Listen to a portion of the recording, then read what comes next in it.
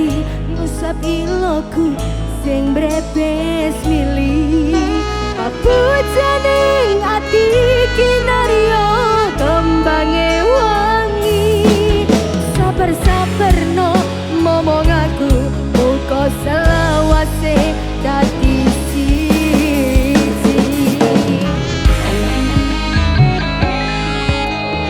matur suwun Gusti pun maringi sing kemati nemu slirane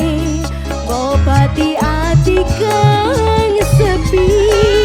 matur suwun Gusti pun maringi sing kemati yang pergi biarlah pergi ono koe sing ancam